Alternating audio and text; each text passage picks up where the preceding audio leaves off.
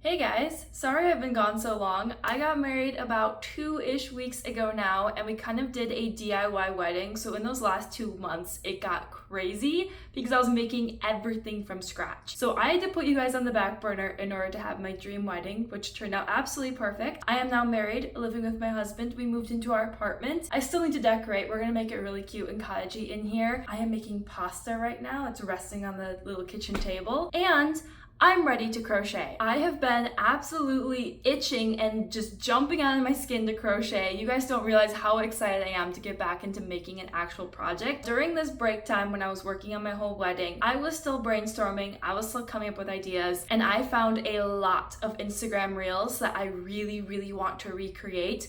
So today we're gonna take one of those videos I found, one of those crochet ideas, and recreate it in our own style and make our own crochet top. And then obviously I will post a tutorial for it if it turns out. So this is the reel that I found. This is one of my favorite crochet creators. I follow her, I watch all of her content. I'm always so inspired by how quickly she's able to create things. But she made this really cool drapey tank top with a very lacy vintage stitch. And I think it looked so pretty, and it would be a great way for me to just dip back into the crochet world after this time off. So I did start working on it a little bit last week. I picked out a stitch I wanted to try, and I made the start of the first panel. So let me show that to you now. I'm using this yarn that I had harvested out of a thrifted sweater. So the yarn already looks a little bit worn down, but it's a really pretty color, and it's cotton, and I got it for cheap. I have not held this up yet. That is so pretty. So this is called a wheat stitch. It is not my own design. I will link the pattern for this stitch down below. But this is a stitch that repeats every 3 to 4 rows, and it is absolutely gorgeous. So this is going to be the front panel. The idea is it's going to go from here, and I think I'm a little more than halfway done already. It's going to go out a little bit further, so when I add the straps to it, the sides can fall down a little bit more, like in the video. My husband is very tech handy, and he set up this whole TV computer setup for me. Also for him, but for me. So as I'm crocheting, I can actually watch something now. So I think I might try to watch a documentary or maybe listen to an audiobook. I don't know. The world's my oyster. I am so excited. I can just breathe now. My wedding is over. I'm in love. I'm married, and I'm gonna crochet. I'm gonna watch an episode of Malcolm in the Middle, which I've never seen before, but I heard it's good, and it's like old Disney, so I think it'll be a better watch. For granted, like nothing could ever happen to him. Well, let me tell you something. I'm running a little bit low on yarn, so I try to finish up this panel with enough yarn left over, and I think I'm pretty happy with that length. This here would be like the straps of the top, and then this part falls down along the sides, like this. So it's a little bit cropped, which is fine because it's not like I'm wearing this on its own anyways. Way too many holes. I'm gonna go ahead and cast off. I wanna make like a table runner in this stitch in more of a fall color. Imagine that draping across that table back there. There's a fly in here. It's okay, we can be roommates. So I'm just going to cast this off right here, and then set this panel to the side while I make the second one. I realized as I've been teaching this stitch, doing the tutorial for the top, that I have been doing this pattern wrong. I'm following a pattern for the stitch itself, and I've just realized I've been missing an entire row. It looks fine. The row I skipped was kind of a filler row to almost reset you to the next step. So instead of doing a filler row, I just kept going and went right back into the design, which I'm looking at the full panel, and I think it looks good without it. I guess we're doing this stitch a little bit different. It's not called a wheat stitch, by the way. It is a vine trellis stitch, and it is beautiful with and without that row. So I'm gonna just continue forward with the missing row and do a rotation of every 3 rows instead of their typical rotation of 4 rows. And I'm gonna see how much I can get done of this before I have to start making supper. Because now that I'm married, I cook and I love it. I'm cooking everything from scratch, and I try to have dinner ready by the time my husband gets home, which is always random hours. So I'm gonna have to cook here in a couple hours, but I'm gonna work on this first. And thankfully, I already made breaded chicken with fresh milled flour, and it is in our fridge, so I just have to heat that up, cook some carrots, and we're good to go. But I've been cooking a lot more, and I made a little channel where I document all of my cooking and other crafting and homemaking stuff. So if you're interested in crafting in the kitchen, I have a channel.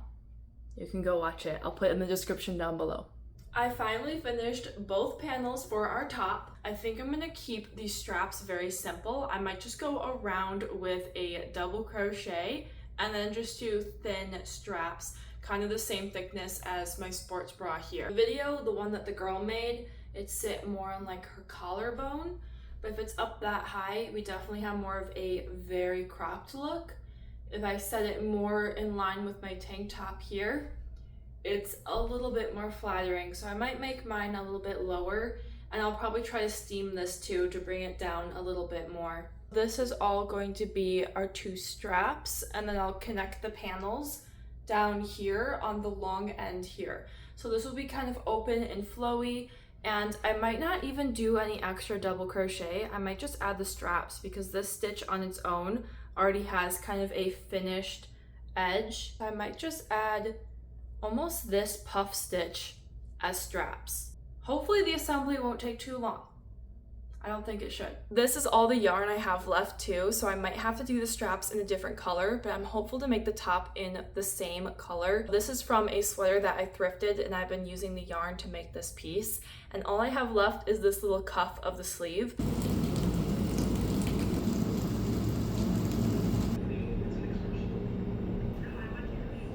I never really weave in my loose ends as I go, so there's going to be a lot of strings we have to look past. Here's the top as far as it's come along, and I'm kind of working or playing around with the straps here and trying to decide what I want to do. My original vision was to do 2 straps coming from the front and then the back, and then tying it into a bow here on the top. Now that I'm looking at it, I'm thinking this bow looks very chunky. It's a little too much chunk and not enough bow for me. Instead, I think I'm just gonna do the singular strap here and bring it all the way to the back. So I'm gonna take this one out, make this front strap longer, and then connect it to the back. I just finished the entire shirt. I had to rewatch the video and rework it because I realized I attached some of the panels wrong, but I think now it has the fit we're looking for. So I'm going to lightly steam it. I'm not going to do anything crazy because on its own it already has a pretty flowy look. I had originally sewn these 2 sides together, so when you wore it, this whole part would be open and it caused kind of a circle look, which I went back and watched the video that I was inspired off of, and that's not at all what she did. She left these open, and then this is the part that gets sewn together. So you have the armhole, a little bit of an attachment, and then just open flowy lace. It looks a lot better now, and I'm quite happy with it. I think this top definitely needs to get paired with a pair of jeans. I'm gonna go with a little bit of a lighter wash, and I'm a bit stumped on what to put underneath. My first instinct is a white tank top, but the one I have right now, the straps don't line up with the straps of the top I made, and I don't have a white t-shirt. I have this green. That might be a look. I could do that green, or I think I have a blue in here. I think I might try doing green shirt, blue jeans, and then the blue lace top on top.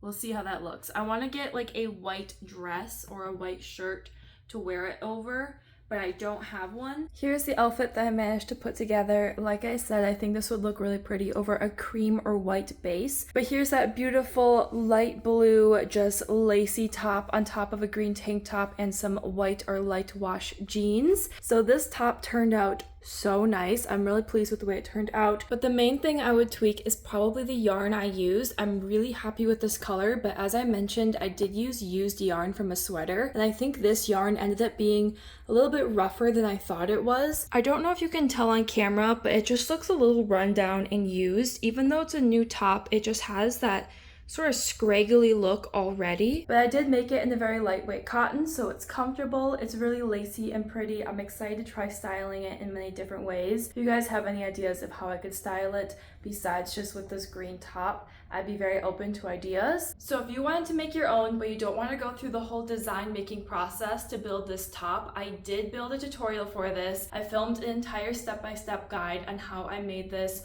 all the way down to the stitch pattern. So if you're interested in making your own, the tutorial for that will be up in a couple of days. So if you aren't already, make sure you're subscribed for that, and I'll see you again soon with more crochet content.